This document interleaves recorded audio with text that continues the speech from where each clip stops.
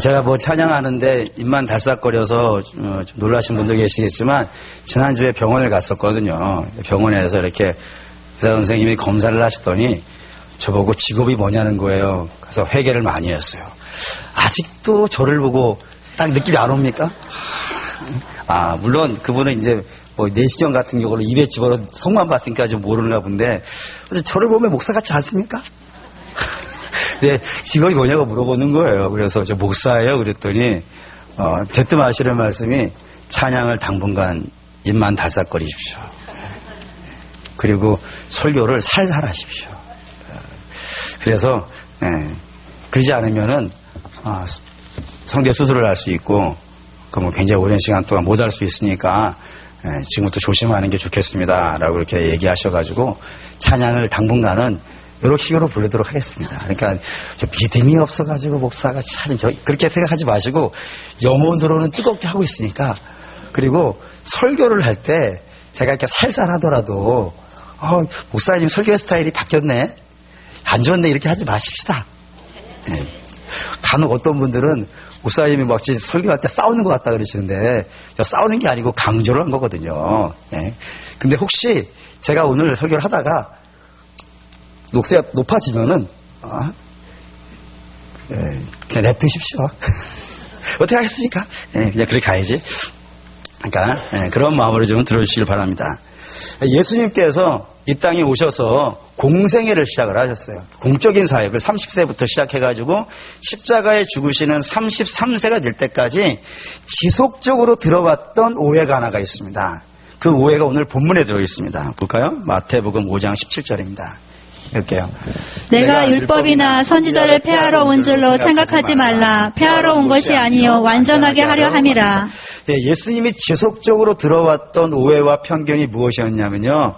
예수님은 무슨 사람이라고요? 율법을 폐하는 자라고요. 예수님은 이에 대해서 나는 율법을 폐하러 온 것이 아니고 율법을 어떻게 하러 왔다고요? 완전하게 하러 왔다고요.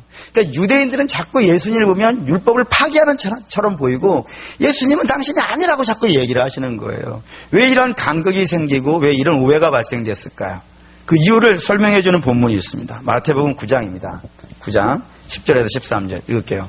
예수께서 마태의 집에서 앉아 음식을 잡수실 때에 많은 세리와 죄인들이 와서 예수와 그의 제자들과 함께 앉았더니 바리새인들이 보고 그의 제자들에게 이르되 어찌하여 너희 선생은 세리와 죄인들과 함께 잡수시느냐. 예수께서 들으시고 이르시되 건강한 자에게는 의사가 쓸데없고 병든 자에게라야 쓸데있느니라. 너희는 가서 내가 긍휼을 원하고 제사를 원하지 아니하노라 하신 뜻이 무엇인지 배우라. 나는 의인을 부르러 온 것이 아니요 죄인을 부르러 왔노라 하시니라. 무슨 말이냐면 예수님이 어느 날은 세리와 죄인들과 함께요 식사하기 위해서 같이 앉으셔서 대화를 나누시면서 식사를 하고 계셨어요. 그때 그 장면을 누가 봤냐면 바리새인들이 봤습니다. 그리고 제자들에게 와서 따지는 거예요. 어떻게 너네 선생은 죄인들과 함께 앉아서 이렇게 식사를 하고 대화를 나누느냐. 있을 수 없는 일 아니냐라고 얘기를 한 거예요. 그러자 예수님께서 뭐라고 하셨다고요? 나는 의인을 부르러 온 것이 아니고 죄인을 부르러 왔다고 하는 이 말이 문제가 된 거라 이겁니다. 왜 이 말이 문제가 되냐면은 유대인에게 있어서 죄인은 누굴까요? 유대인에게 있어서 죄인은 율법을 안 지키는 사람이에요. 반면에 유대인에게 있어서 의인은요, 율법을 지키는 사람이에요. 뭐에 의해서 구별이 되어져요? 율법에 의해서 구별이 되어진다 이겁니다. 그런데 그래서 저 율법을 안 지키는 죄인은 하나님의 심판을 받아서 멸망해야 되는 거예요. 근데 그 사람들이 구원을 받는다 그러는 거예요. 저들을 살리러 오셨다는 거예요. 저들을 회복시키러 오셨다는 거예요. 이 말은 뒤집어 얘기하면 이제 율법이요, 무용하게 된 거예요. 무가치하게 된 거예요. 이거를 유대인들은 용납이 안 되는 거예요. 왜냐하면 자기들은 지금까지 뭐에 목숨 걸고 왔으니까요. 이 율법 지키는 게 목숨 걸고 왔단 말이에요. 이거를 지켜야 구원받는 줄 알고 여기에다가 자기 인생을 다 마치며 살아왔었는데, 아니 이거로 아무런 관계가 없다니. 이게 뭐 구원과 관계가 없고 오히려 저 멸망받을 거라고 생각하는 율법을 안 지키는 죄인도 구원을 받을 수 있다니 용납이 안 되는 거예요. 그래서 그걸 갖고 예수님을 율법을 파괴하는 자다라고 이렇게 이야기한 겁니다. 그런데 이 말은 두 가지 오해를 그 안에 품고 있는 거예요. 첫 번째 오해가 무엇이냐면 구원은 율법하고요, 관계가 없는 거란 말이에요. 뭘 보면 알 수 있냐면은 우리가 성경에서 구원의 역사가 언제부터 시작된다고 선포를 하냐면은 아브라함부터예요. 그래서 아브라함을 뭐라고 불러요? 믿음의 조상. 이렇게 부르는 이유가 하나님의 구원의 역사가 아브라함에서부터 시작이 됐기 때문에 그럽니다. 그러면 아브라함은 율법 이전의 사람일까요? 율법 이후의 사람일까요? 율법 이전의 사람이란 말이에요. 율법은 언제 나오는 거예요? 모세 때. 500년, 600년 지난 다음에 나오는 거란 말이에요. 500년, 600년 뒤에 나오는 율법이 앞에 구원받은 사람을 어떻게 할 수 있는 게 아니지 않습니까? 또 뭘로 알 수 있냐면 이스라엘의 구원을 봐도 알 수 있어요. 이스라엘이 어디에 살았었냐면 애굽의 종살이하고 있었어요.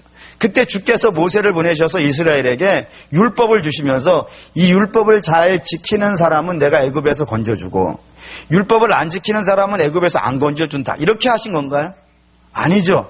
율법은 언제 받은 거예요? 홍해 바다를 건너와서 50일을 지나서 그 50일 지나서 어디에 도착하는 거예요? 시내산에. 그래서 오순절이에요, 그날이. 오순절은 말씀 받은 날이에요. 그래서 그날을 기념하는 거란 말이에요. 그러니까 홍해에서 애굽에서 건진받고 홍해를 건너온 자가 앞으로 어떻게 살 것인가를 구원받은 자가 앞으로 어떻게 살 것인가를 규정하는 법이지 그것이 구원의 근거가 되는 것은요 아니라는 거예요. 근데 이걸 오해했다는 겁니다. 또 다른 면에서 오해라는 것은 무엇이냐면 바리새인들은 자기를 어떤 사람이라고 이해했다고요? 율법을 지키는 사람이라고 이해했다고요. 근데 주께서는요 그걸 인정을 안 해주시는 거예요. 율법을 지킨 게 아니라는 거예요. 뭘 보면 알 수 있냐면 마태복음 23장에 보면은 이 바리새인들을 책망하시는 이야기들이 한 장을 채우고 있습니다. 거기에 이런 내용이 있어요. 23장 13절 있습니다. 화 있을진저 외식하는 서기관들과 바리새인들이여 너희는 천국문을 사람들 앞에서 닫고 너희도 들어가지 않고 들어가려 하는 자도 들어가지 못하게 하는도다. 바리새인들 주께서 뭐라 그러시냐면 너희는 외식하는 자라 이거예요. 그래서 외식하는 자라서 너희는 어디도 안 들어가고요. 지도 천국에 안 들어가면서 천국에 들어가려고 하는 사람을요. 못 들어가게 막고 있다고요. 걸림돌이 되고 있다고요. 율법을 제대로 안 지키고 있다는 거예요. 또 뭘 보면 알 수 있냐면 23장 25절에 이런 말씀이 있어요. 읽을게요.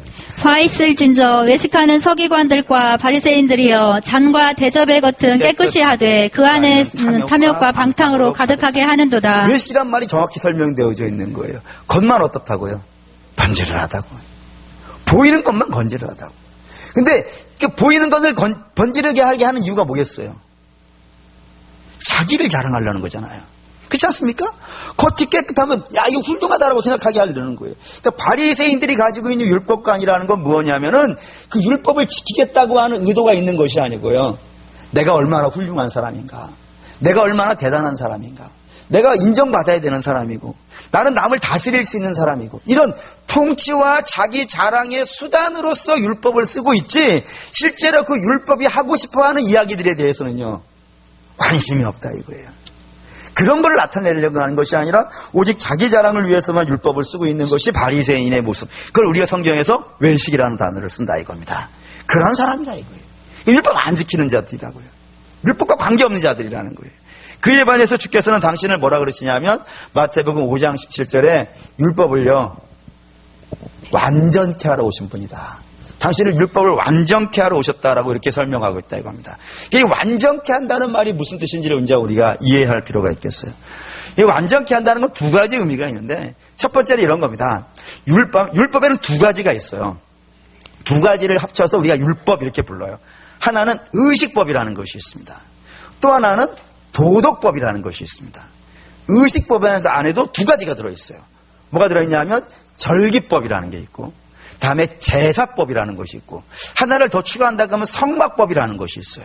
이 세 가지 정도가 들어있어요. 그럼 절기는 이런 거잖아요. 모순절, 유월절, 그리고 초막절 이런 절기들 말하는 것이고 그리고 제사라는 것은 번제, 화목제, 속제제, 속건제, 소제 이런 제사들을 말하는 것이고 그리고 성막이라는 건 성막을 짓는 법궤는 어떻게 만들고 촛대는 어떻게 만들고 이런 걸 성막법이라 그런다고요. 이런 세 가지가 들어있는데 이 세 가지는 예수님 오시는 것으로 인하여서 완성이 되어버렸다는 거예요. 왜 그렇게 얘기할까요? 이 세 가지는 전부 뭐를 나타내기 때문에요?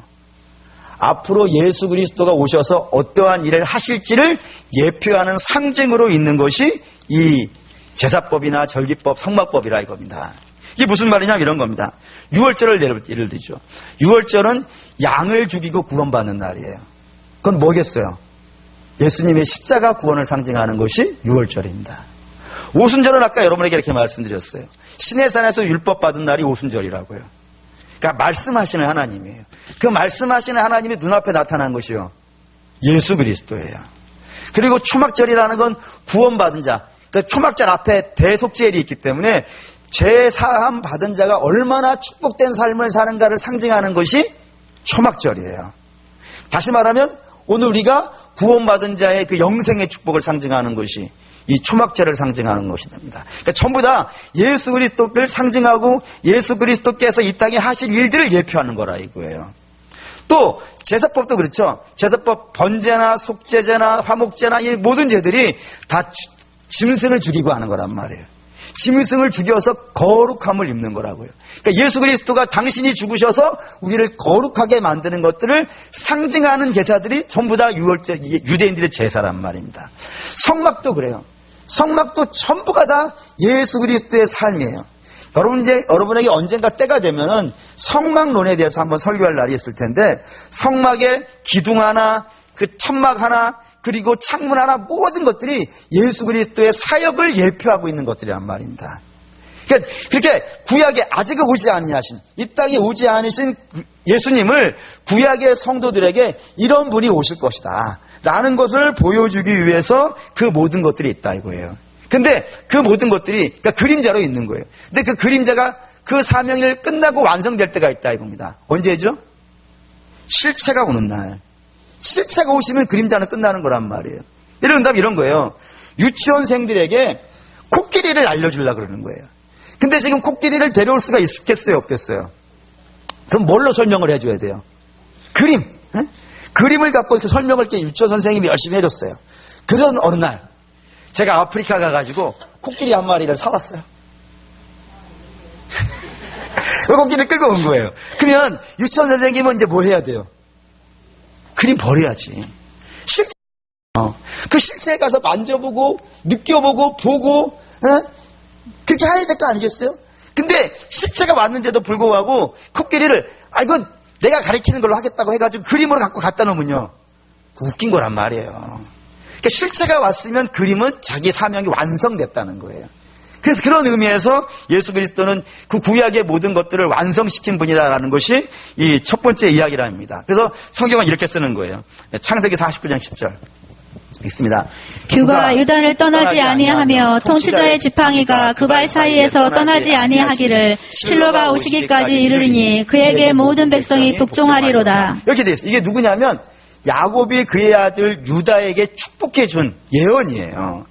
근데 여기에 이제 유다가 뭘 할 거냐면 이스라엘의 모든 지파를 다스릴 거라 이겁니다.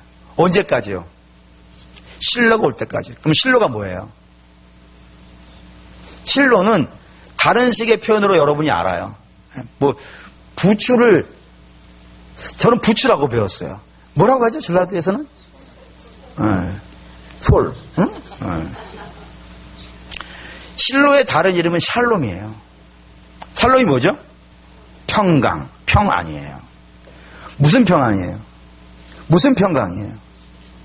배부르고 등 따시고 편안하고 쉬는 평안이에요? 아니에요. 성경에서 샬롬이라는 것은 하나님과의 평안이에요. 하나님과 화목하는 것이 평안이에요. 그걸 어떻게 이루어요? 무엇을 이루어요? 우리는 하나님과 화목할 수 없는 사람이에요. 왜요? 죄로 인하여서 갈라졌기 때문에 하나님과 화목할 수 없어요. 근데 하나님과 화목하려면 어떻게 해야 되는 거예요? 죄사함이 있어야 돼요. 죄사함이 없는 곳에는 하나님과 화목할 수 없어요. 근데 죄사함 율법이 해줘요? 아니에요. 율법은 우리의 죄사함을 해주지 않아요. 오직 우리의 죄사함은요, 예수 그리스도예요. 그래서 실로는 예수님이에요. 예수님이 오시면 저 유다 지파가 온 땅을 지배하고 있는 그 지파의, 다시 말하면 유대교죠. 유대교가 이스라엘 전체를 지배하고 있는 거니까 그 유대교의 시대는 예수님이 오심으로 끝나고 예수님이 오시면 그가 다스릴 거예요. 그런 의미에서 완성이에요. 이거를 사도 요한은 이렇게 설명을 해요. 요한복음 2장 6절에서 10절입니다. 읽을게요. 거기에 유대인의 정결의식을 따라 두세 통 드는 돌 항아리 6이 놓였는지라 예수께서 그들에게 이르시되 항아리에 물을 채우라 하신즉 아귀까지 채우니 이제는 떠서 연회장에게 갖다 주라 하시매 갖다 주었더니 연회장은 물로 된 포도주를 맛보고도 어디서 났는지 알지 못하되 물 떠온 하인들은 알더라. 연회장이 신랑을 불러 말하되 사람마다 먼저 좋은 포도주를 내고 취한 후에 낮은 것을 내거늘 그대는 지금까지 좋은 포도주를 두었도다 하니라. 이게 무슨 말이냐면 결혼식이에요. 이게 요한복음에 7개의 기적이 나오는데 그중에 1번으로 등장하는 기적이 가나의 혼인잔치 기억이에요.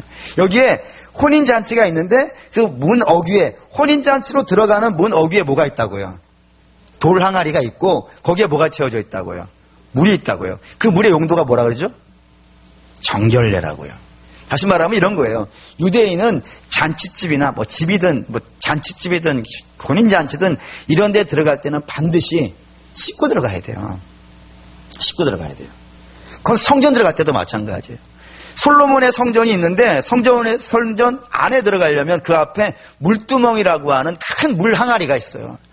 거기 가서 씻고 들어가야 돼요, 제사장도. 왜요? 정결하지 못하면 하나님 앞에 못 가요. 깨끗하지 않으면 하나님 앞에 못 가요. 근데 구약시대는 뭘로 들어갈 수 있었다고요? 물로 씻는 걸로 들어갈 수 있었다고요. 근데 주께서 오늘 그 물을 떠다가 연회장에 갖다 주라고 했단 말이에요. 그때 갖다 주었을 동안에 물이 어떻게 됐다고요? 포도주로 바뀌었다고요. 포도주는 뭐예요? 네, 언약의 피예요. 어떤 언약의 피예요? 우리를 구원하시겠다는 예수 그리스도의 언약의 피라고요. 그러니까 포도주는 그런 거예요. 물은 유대교를 상징하는 것이라면은 포도주는요 기독교를 상징하는 것이고, 예, 물은 율법을 상징하는 것이라면은 포도주는요 은혜를 상징하는 거예요. 강조중에 바뀌었다는 건 무슨 뜻이겠어요? 이제 유대교의 시대는 끝났고 기독교의 시대가 왔으며, 이제 물로 정결해지는 시대는 끝났고 피로 정결해지는 시대가 왔고, 이제는 율법으로 의로워지는 것이 아니고 은혜로 의로워진 시대가 왔다는 그런 선언이 첫 번째 기적으로 등장하고 있는 거란 말입니다. 네. 그런 거예요. 그러니까 이 율법이 가지고 있는 의식법은 예수 그리스도로 인해서 완성이 되었기 때문에 이제 넘어가는 것이고, 이제 새로운 예수 그리스도로 인하여서 새로운 믿음의 법이 시작되어졌다는 의미에서 완성이 됐다는 겁니다. 또 하나가 있다 그랬죠. 율법에는 또 하나가 있으니 뭐라고요? 도덕법이 있다는 거예요. 이것도 완성되었다는 겁니다. 이것이 완성되었다는 건 무슨 말일까요? 그 제사법처럼 절기법처럼 실체가 왔으니까 폐지되어지고 이제 예수 그리스도 이런 의미는 아니겠죠. 이 말을 좀 정확히 이해해 봅시다. 우선은 이해하려면 원래 첫사람의 모습을 좀 기억할 필요가 있어요. 아담이 혼자 사는 것이 하나님 보시기에요 안 좋았어요. 그래서 그를 깊이 잠들게 하시고 그에게서 갈비뼈 하나를 뽑아가지고 하와를 만들었어요. 그리고 하와를 만들어서 아담에게 하나님이 데려가셨더니 아담이 그걸 보고 인류 역사의 첫 번째 사랑가를 부릅니다. 사랑가 보시죠. 창세기 2장 23절. 읽을게요. 아담이 이르되 이는 내 뼈 중에 뼈요 살 중에 살이라. 이것을 남자에게서 취하였은즉 여자라 부르리라 하니라. 뭐라 불렀다고요? 뼈 중에 뼈고 살 중에 살이라는 겁니다. 이 말이 무슨 뜻이에요? 분리될 수 없는 관계라는 거예요. 목사님 이거 부부 관련된 이야기 아닙니까? 예, 부부 관련된 이야기예요. 근데 부부 관련된 이야기만은 아니에요. 예, 사람과 사람이, 첫사람과 첫사람이 만나는 거잖아요. 사람과 사람도 그래요. 그래서 한자 문화권에서는 사람인 쓰잖아요. 사람인은 두 사람이 이렇게 기대고 있는 거예요. 서로 이렇게 붙어 있어야 뼈와 뼈처럼 살과 살처럼 붙어 있어야 이게 무너지지 않는 거예요. 근데 이게 분리되면요 무너지는 거예요. 그래서 뭐 서양의 철학에서는 사람은 사회적 동물이라 그러지 않습니까? 항상 모여 있어야 되고 함께 해야 되고, 그런 것이 뼈와 살의 관계가 있는 것이 부부만이 아니고 부모와 자식 간이도 그렇고 여러분 옆에 있는 분들도 그래요. 누구나 이렇게 서로 연결되어져 있어서 함께 있어야 되는 것이 하나님이 기뻐하시는 사람의 모습이었다 이겁니다. 그런데 그것이 무너진다고요. 언제요? 죄가 들어오니까 무너지더라는 거예요. 죄가 들어온 다음에 사람의 모습을 볼까요? 창세기 3장 11절 12절입니다. 읽을게요. 이르시되 누가 너의 벗없음을 내게 알렸느냐? 내가 네게 먹지 말라 명한 그 나무 열매를 네가 먹었느냐? 아담이 이르되 하나님이 주셔서 나와 함께 있게 하신 여자 그가 그 나무 열매를 내게 주므로 내가 먹었나이다. 네. 여기에 아담이 하나님이 너 왜 그거 먹었냐? 누가 너한테 이렇게 하겠냐? 했더니 아담이 누가 그렇게 한 거예요? 지가 한 거 아니에요? 지가 먹은 거 아니에요? 안 먹겠다는 거 입 벌려가지고 거기다가 막 이렇게 쑤셔 넣은 거예요? 아니잖아요. 지가 먹은 거잖아요. 근데 뭐 때문에 그렇다고요? 저 사람 때문이라고. 저 사람이 나를 먹게 했다고.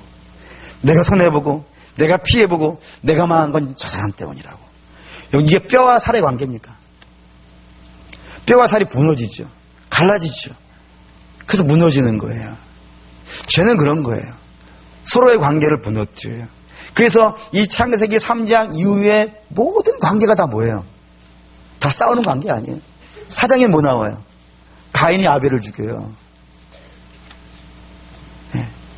5장에는 라멕이라는 사람 나와요. 다 죽여요. 6장에는 서로 다 죽어요.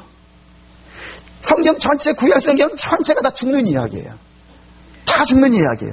그래서 구약의 족보는 전부 다 누가 몇 살에 누구를 낳고 몇 살을 달다가 어떻게 했다고요? 다 죽었다 그러는 거예요. 죽는 이야기예요. 사는 이야기는 어디서부터 나와요? 예, 마태복음 1장에 나오는 거예요. 예수 그리스도의 족보 안에 있는 사람만 사는 거예요. 그 전부 다 전쟁 이야기만 나온단 말입니다. 거기에는 사는 길이 없어요. 예. 근데 그 율법이 그 한가운데 있잖아요. 구약에. 다 죽는 이야기 한가운데 율법이 있는데 그 율법이 그들을 살려내요? 못 살려내요? 못 살려낸다고요. 율법이 이걸 행하지 못한단 말이에요. 그 갈라진 마음들, 무서진 마음들을 율법이 이걸 행하게 하지를 못한단 말입니다. 죄가 그걸 막고 있기 때문에 그래요. 이거를 가장 신랄하게 설명하고 있는 곳이 어디냐면 누가복음에 있는 선한 사마리아 사람의 이야기예요. 그 선한 사마리아 사람의 이야기 어떻게 시작되는지 아십니까? 이렇게 시작돼요. 바리새인 하나가 예수님께 와가지고 질문을 해요. 뭐라고 질문하냐면 율법 중에 제일 큰 율법이 뭡니까? 라고 물었어요. 그때 예수님이 율법 중에 제일 크게 두 가지가 있다 그러는 거예요. 이게 모든 율법은 딱 두 가지다 라고 정의를 해주셨어요. 첫째는요, 하나님을 사랑하는 것. 둘째는요, 이웃을 사랑하는 것.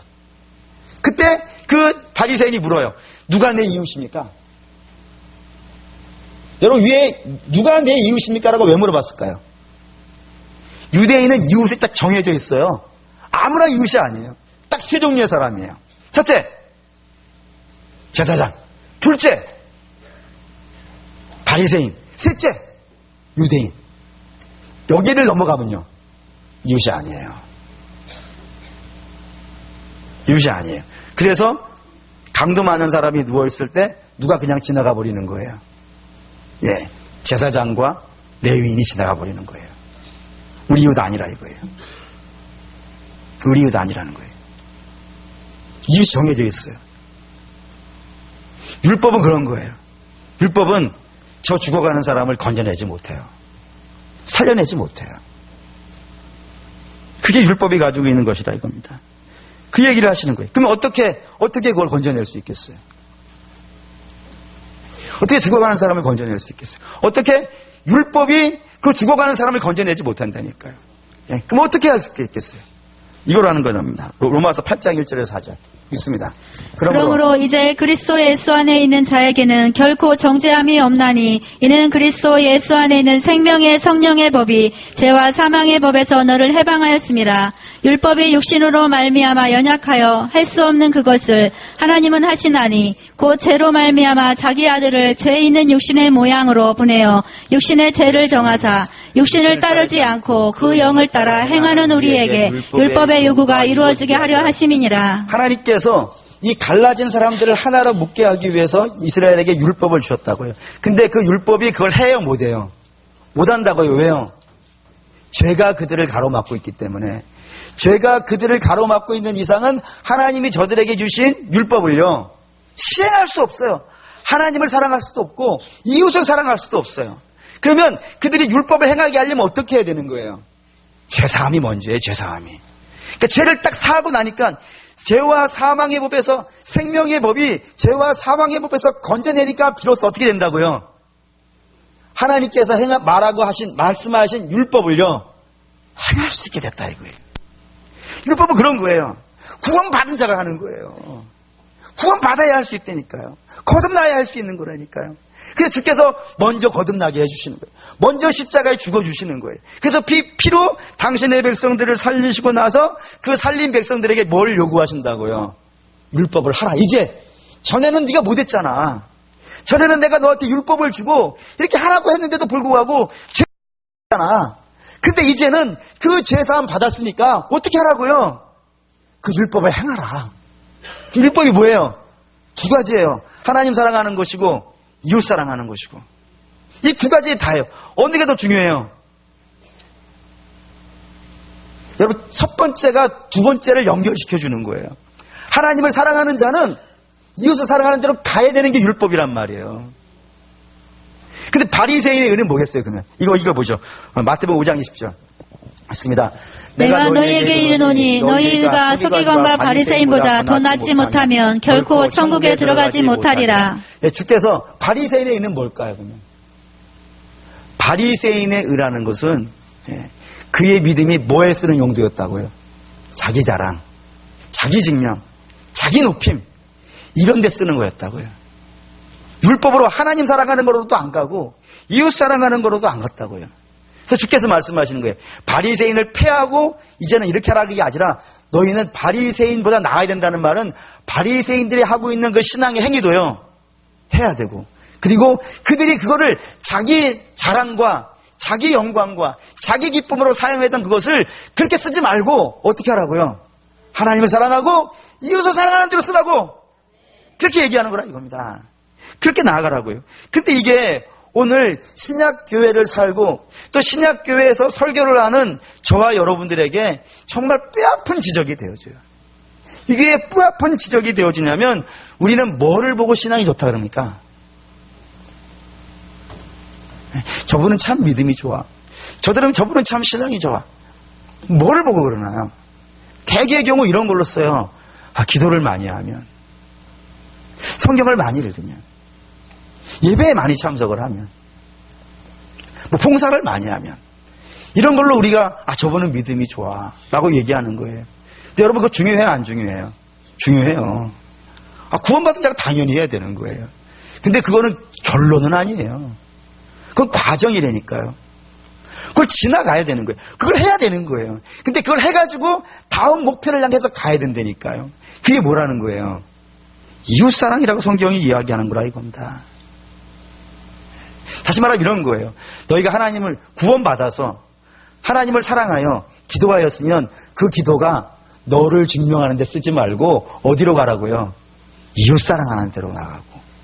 너희가 구원받아서 하나님이 너무 좋아, 그 말씀을 읽고 묵상하였으면 그 말씀을 읽고 내가 얼마만큼 읽었고 내가 얼마만큼 아느냐 이런 자랑으로 가지 말고 그 말씀 들은 대로 순종해서 이웃사랑으로 가고, 너희가 하나님 너무 좋아서 예배를 열심히 드렸으면, 구원받아서 예배 열심히 하나님 사랑해서 예배 드렸으면 그 예배 드린 것이 내가 예배 드렸다는 자기 만족으로 가지 말고 그것을 가지고요 이웃을 사랑하고 섬기고 이런 사람으로 가야 된다고. 이렇게 성경이 이야기하고 있는데도 불구하고 우리 사실 이렇게 얘기했어요. 자꾸 교회를 얼마만큼 크게 만드느냐, 거기에 일꾼들로 쓰는데 이걸 많이 써버렸단 말이에요. 그 좀 제가 자책하고 있는 부분이에요. 회개하는 부분이에요. 하나님은 여러분들을 일꾼으로 부르시는 게 아니고 자녀로 부르셨다니까요. 근데 우린 자꾸 일꾼으로만 쓰려고 그러는 거예요. 교회에서 일을 많이 하면 그게 인정받는 것이고, 여러분 교회 일을 열심히 하셔야죠. 당연히 그 후원받은 당연히 해야 되는 거예요. 근데 그건 최종 목표가 아니라니까요. 여러분, 우리의 최종 목표는 신앙인이 얼마나 아름다운지를 성경 밖에서 보여줘야 되는 거란 말입니다. 그래서 성경은 이걸 얼마나 주구장창 강조하는지 몰라요. 한번 볼까요? 에베소 4장 24절 맞습니다. 하나님을 따라 의와 진리의 거룩함으로 지으심을 받은 새 사람을 입으라. 구원받은 자예요. 거듭난 자예요. 이 거듭난 자가 어디로 나가냐면 25절부터 보시죠. 25절부터 있습니다. 그런즉 거짓을 버리고 각각 그 이웃과 더불어 참된 것을 말하라. 이는 우리가 서로 지체가 됨이라. 분을 내어도 죄를 짓지 말며 해가 지도록 분을 품지 말고 마귀에게 틈을 주지 말라. 도둑질하는 자는 다시 도둑질하지 말고 돌이켜 가난한 자에게 구제할 수 있도록 자기 손으로 수고하여 선한 일을 하라. 무릇 더러운 말은 너희 입 밖에서 내지 말고 오직 덕을 세우는 데에 소용되는 대로 선한 말을 하여 듣는 자들에게 은혜를 끼치게 하라. 하나님의 성령을 근심하게 하지 말라. 그 안에서 너희가 구원의 날까지 인치심을 받았느니라. 너희는 모든 악독과 노함과 분냄과 떠드는 것과 비방하는 것을 모든 악의와 함께 버리고 서로 친절하게 하며 불쌍히 여기며 서로 용서하기를 하나님이 그리스도 안에서 너희를 용서하신과 같이 하라. 여기에 구원받은 자, 새 사람을 입은 자, 그런즉이라고 나온단 말이에요. 너희가 새 사람 입었냐? 구원받았냐? 그럼 너 이리로 가라 라고 하면서 뭐를 얘기해요? 이웃사랑, 사람다움이잖아요. 여러분, 예수 믿는다는 게 얼마나 매력적인지 아십니까? 참 멋있지 않아요? 예수 믿는 사람은 거짓을 버리고 이웃과 함께 참된 말을 하고 분을 내어도 해가 지기 전에는 풀고 도둑질하지 않고 빈궁한 사람을 구제하고 더러운 말을 입에도 꺼내지 않고 오로지 덕을 세우고 그리고 악독과 노함과 분냄과 떠들고 회방하는 것을 버리고 서로 인자하게 여기고 불쌍히 여기고 서로 용서하고 매력적이지 않아요? 이리로 가야 되는데 이게 우리가 구원받은 자가 이 땅에 살아가는 동안에 구원의 날이 임하는 날까지 우리가 끊임없이 이 땅에서 해야 되는 일인데 이거 우리가 등한시하고 있는 문제들이라고요. 여기만 있는 게 아닙니다. 5장도 마찬가지예요. 통통 이런 얘기예요. 한번 5장 1절 보겠습니다. 그러므로 사랑을 받는 자녀같이 너희는 하나님을 본받는 자가 되고. 하나님 본받는 자 누구겠어요? 신자지 않겠습니까? 세상 사람 누가 하나님을 본받는 자가 될 수 있겠어요? 구원받은 자가 하나님 본받는 자가 된단 말이에요. 그 다음에 이렇게 된단 말이에요. 2절부터 보시죠. 2절 있습니다. 그리스도께서 너희를 사랑하신 것 같이 너희도 사랑 가운데서 행하라. 그는 우리를 위하여 자신을 버리사 향기로운 제물과 희생제물로 하나님께 드리셨느니라. 음행과 온갖 더러운 것과 탐욕은 너희 중에서 그 이름조차도 부르지 말라. 이는 성도에게 마땅한 바니라. 누추함과 어리석은 말이나 희롱의 말이 마땅치 아니하니 오히려 감사하는 말을 하라. 구원받은 자라니까. 성도에 마땅한 바라고요. 여러분, 이걸 행한다고 구원받는 게 아니에요. 이거 구원하고 상관이 없어요. 구원받은 자, 성도가 된 자는 이런 모습을 갖고 살아야 되는 것이 마땅하다. 매력적이지 않습니까? 성도 굉장히 매력적인 거예요. 그 성경 이렇게 얘기해요. 디모데후서 3장 16절에서 17절 있습니다. 모든 성경은 하나님의 감동으로 된 것으로 교훈과 책망과 바르게 함과 의로 교육하게 유익하니 이는 하나님의 사람으로 온전하게 하며 모든 선한 일을 행할 능력을 갖추게 하려 함이라. 하나님의 사람으로 하여금 온전하게 하고요. 하나님이 기뻐하시는 일들이요. 하나님이 처음 사람을 만드셔서 그 사람과의 서로 그 관계가 뼈와 살같이 끊어지지 않고 서로 사랑하고 아끼고 용서하고 품어주는 그런 관계로 성도들을 이끌어가고 싶어 하신단 말입니다. 그러니까 성도는 이런 데다가 소망을 둬야 돼요. 근데 이런 데 소망을 두지 않고 자꾸 뭐를 갖는데 소망을 갖는단 말입니다. 뭐가 되는데. 여러분, 우리가 하나님 앞에 가서 칭찬받을 때 여러분들이 어떤 직분을 가지고 있다는 걸로 칭찬받겠습니까? 그렇지 않습니다. 제가 며칠 전에 들은 설교 중에 이런 얘기가 하나 있었어요. 너무 가슴이 아팠어요. 무슨 얘기냐면 한 성도가 죽어서 하나님 나라에 갔어요. 천국에 갔어요. 그랬더니 주께서 수고했다. 여기까지 오느라 참 애썼네. 축하한다. 들어가서 이제 쉬어라. 이렇게 얘기한 거예요. 근데 그분이 거기 서 있는데 이제 가려고 하는데 천사가 밖에서 예수님께 그런 거예요. 예수님, 목사님 오셨습니다. 그러고요. 예수님 어떻게 하셨을 것 같으세요? 맨발로 뛰어나가시더라는 거예요. 막 끌어안고 눈물 흘리고 막 너무 뽀뽀하고 막 그러는 거예요. 그러니까 좀 전에 있던 성도가 화가 나가지고 예수님, 저는요 세상에 있을 때 대접을 못 받았어요. 목사님은 세상에서도 대접받고 우리는 세상에서 대접 못 받고 목사님은 천국에서 대접받고 우리 천국에서 이 정도밖에 대접 못 받습니까? 라고 막 따진 거예요.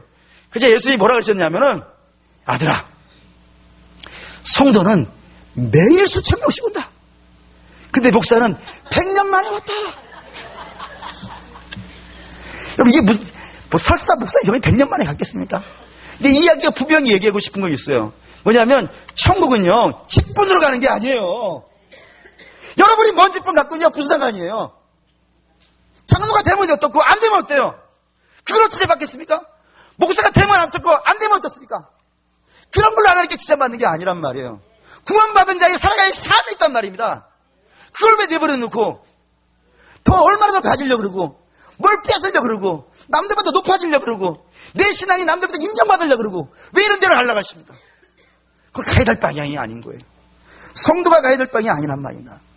구원받은 성도, 우리 주님께서 당신의 자녀 하나를 그 사망의 흠집한 골짜기에서 건져내시고 그에게 기대하시는 것은 오늘 매력적인 사람이에요. 너무 아름답지 않아요? 성도의 모습, 구원받은 자의 모습 너무 아름다운 거예요. 근데 우리 참 많이 회개해야 되는 거예요. 정말 성도가 세상에서 아름답다라고 인정받고 있습니다. 멋있다고 합니까? 아, 예수 믿는 사람 보면 정말 매력적이야. 어떻게 저런 말을 쓸 수 있을까? 말을 해도 저렇게 이쁘게 할까? 속상한 거 뻔히 아는데. 근데도 불구하고 그 속상해 한 사람까지도 품어주고 위해주고 기도해주고 분명히 대접도 제대로 못 받는데도 불구하고 겸손하게 더 낮은 곳으로 내려가려고 하고 그런 사람이 어디서 대접을 못 받겠습니까? 여러분 세상에 대접받으려 하지 마십시오. 성도는 세상에서 인정받으려고 하나님 구원하신 게 아닙니다. 우리는 어디서 대접받을 것이냐면 천국에서 대접받을 거예요. 그런 소망을 갖고 오늘 하나님께서 내게 원하시는 율법을 행하셔야 된답니다. 여기다 명령형으로 되어 있어요. 명령형으로 되어 있다는 것은 말이죠. 우리가 예수를 믿고 거듭나면 이게 자연적으로 되는 게 아니에요. 자연적으로 어느 날 눈 깜짝할 사이에 그렇게 되어 있는 게 아니에요. 우리 연약한 사람이라 오늘도 죄를 지면 말이죠. 주 앞에 나가서 회개하고 주의 피로 씻음 받고 성령의 도움 받아가지고 하나하나 해가는 거예요. 연습하고 해보고 주여 내가 이걸 할 수 있도록 도와주십시오. 그래서 그거 하나 하고 그렇게 하는 것이 성도가 살아가야 될 길이라 이겁니다. 여기에 소망을 두십시오. 매력적인 사람입니다. 정말로 멋있습니다. 예. 우리 사랑하는 성도 여러분, 여러분들 자녀가 있는데 그 자녀가 세상에서 매력적으로 살았으면 좋겠죠. 인정받고 칭찬받고 지금도 비슷할 거라 생각해요. 죽음에서 건져놨는데 세상에서 세상 사람보다 더 못하다고 서로 그냥 입으로 싸우기만 하고 맨날 눈이나 부리리고 있고 험한 얘기 나오고 있고 하나도 용납하지 못하고 있고 그런 모습이 되어준다면 우리 집이 안타까우실 겁니다. 내가 원하는 것은 아들아 딸아 이런 거다 하면서 성도의 그 매력적인 모습 용납하고 이해하고 품어주고 덕을 세우고 이끌어주고 축복해주고 아껴주고 칭찬해주고 이끌어주고 때로 권면도 할 줄도 알고 근데 그 권면도요 미운 사람이 권면하면 속상하지만 나를 사랑한 사람이 하면 용기가 됩니다. 그런 겁니다. 그런 매력적인 사람으로 그 율법은 1.1억도 도덕법이라고 하는 것은 1.1억도 바뀌지 않습니다. 마지막 날까지 그걸로 하나님께서 물으실 거예요. 물으실 거예요. 그때 주께서 마지막 날 양과 염소를 나누시면서 그 양에게 하신 말씀 너는 내가 죽일 때 먹을 걸 주었고 염소에게는요 넌 내가 죽일 때 먹을 걸 주지 않았고 무엇으로 평가받는지 성도가 어떤 것으로 하나님께 점수 받는지 여러분 기억하셔서 자꾸 주 앞에 나가서 기도하시고 자꾸 주 앞에 은혜를 입고 또 씻음 받고 성령의 주의 율법의 말씀을 하나하나 이 땅에서 실현해가고 펼쳐갈 수 있는 그런 성도들 되시기를 주의 이름으로 축원합니다.